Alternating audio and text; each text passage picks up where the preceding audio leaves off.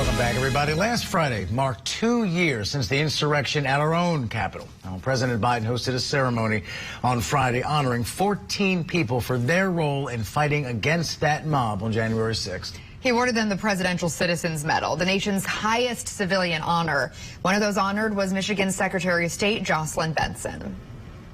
In 2020, she administered an election with record turnout and certified the results in the face of unprecedented pressure and threats, including armed protesters outside her home.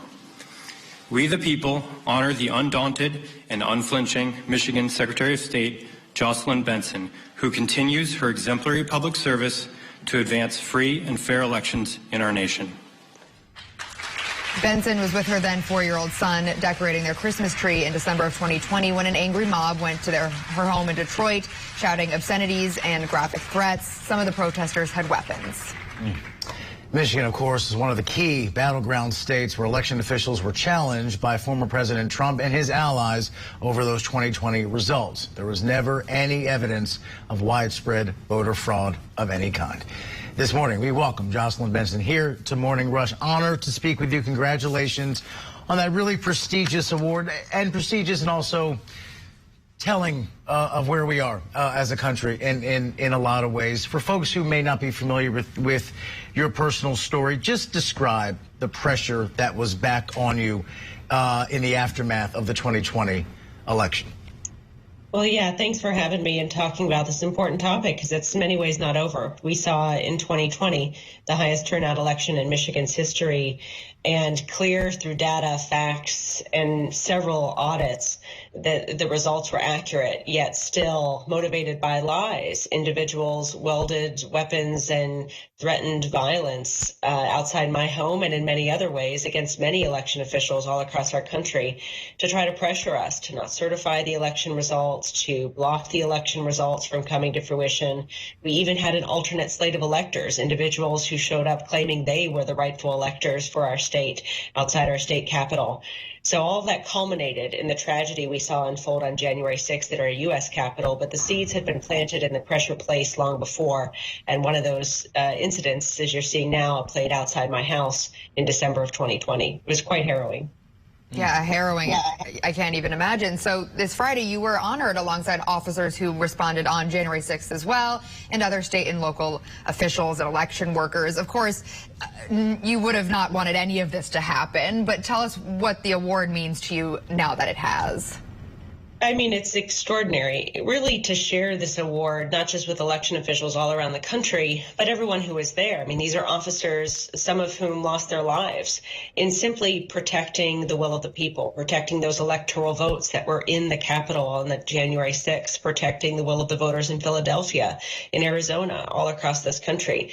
So it was an incredible thing to share this moment, not just with the president and the vice president and that honor, but with all of those heroes who put their lives on the line so that this basic American promise that in America we elect our officials and we can hold them accountable with our votes, that all really was an overwhelming honor to be recognized in a positive way. But we also all were just doing our duty. We're just doing our jobs and the jobs that all of us as citizens must embrace in a democracy where we want to see our democracy continue to thrive and in the years ahead.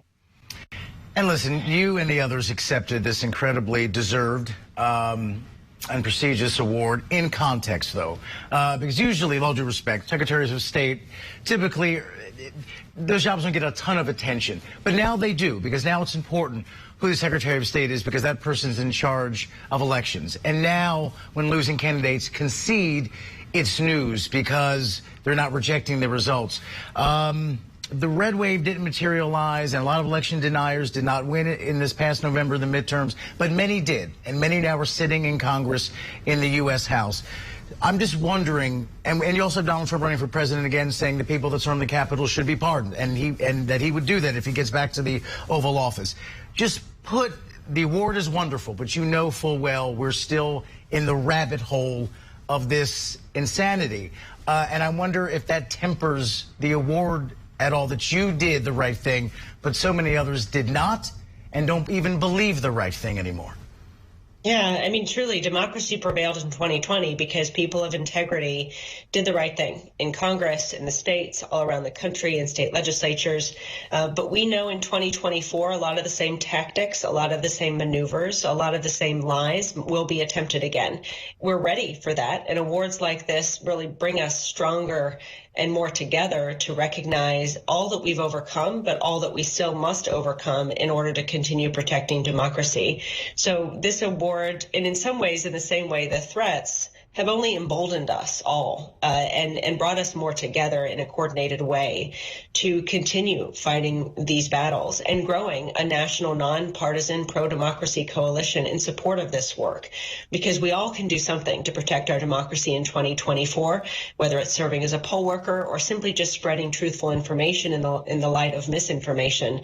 But make no mistake, this work is not over, and we have seen many victories so far, and the truth is on our side. The law is on our side. History is on our side. But we all need to work together to ensure that democracy continues to prevail. With that said, do you still have any ongoing concerns about your personal safety? I do. It's not as prevalent and constant as it was in 2020, but we all are always looking over our shoulder, ready for any potential threat. I have to teach my young son that not everyone likes his mom because of the job that I do to protect everyone's voice and every vote. That's tough. But we try to use these challenges to make us more resilient, to teach resiliency to our young ones. And in many ways, that's what defending democracy has required of all of us as Americans throughout the history of our country. And it seems it's over a year away, but it'll be just around the corner, the 2024 elections. What do you believe needs to be done to prepare us for that and the potential outcomes of whoever wins? I think every citizen can do two things. One, really be committed to finding out trusted information and spreading the facts about our elections. Our elections in every state are secure, and we can trust the results to be an accurate reflection of the will of the people. But we as citizens can use times like this to find truthful information and become truth tellers ourselves, and then consider signing up to work in the elections, serving as a poll worker, because you really do serve on the front lines of democracy, making sure it works.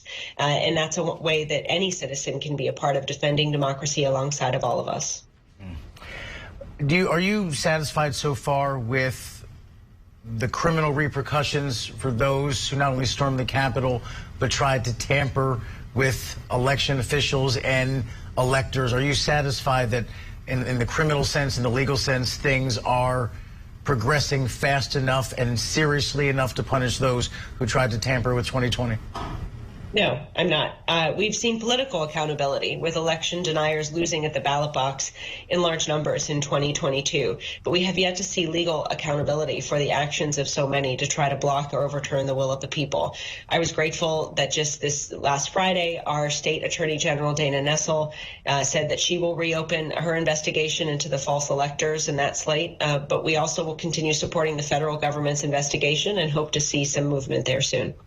And I'm curious to get your thoughts on what we're seeing happening in Brazil yesterday, mirroring what we saw here just 2 years ago. What was your reaction to that, and did it bring back any trauma for you? Just what are your thoughts on what they're dealing with, and do you think it stems from seeing what happened here, drawing inspiration from our insurrection?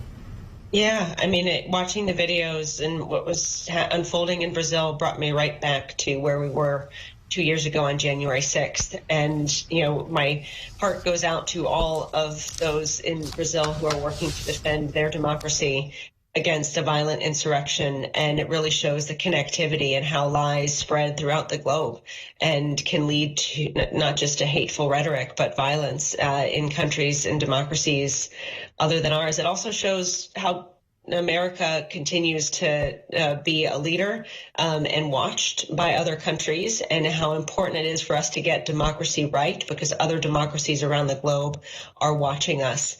And in some ways, the fate of the world's democracy really rests on our shoulders here in America to make our democracy work for everyone. Speaking of democracy, real quick in 10 seconds, hate to come back to crude politics. You will have an open Senate seat there in Michigan. Now we know about retirement. And anyone who may have interest in that seat, Madam Secretary? Well, my job and commitment is to defend democracy wherever I am. And so my question and the question I'll be asking and talking about in the days and weeks ahead is, where can I best defend democracy in 2024? I feel quite confident it's in the position I now have, but I'm open to other conversations as well, and I'll be having those in the weeks ahead. Not ruling it out. I respect that. All right. Presidential Citizen Medal Award winner and Michigan Secretary of State Jocelyn Benson, thank you so much for giving us your time this morning. Really appreciate it. Morning Rush will be back in just a few minutes.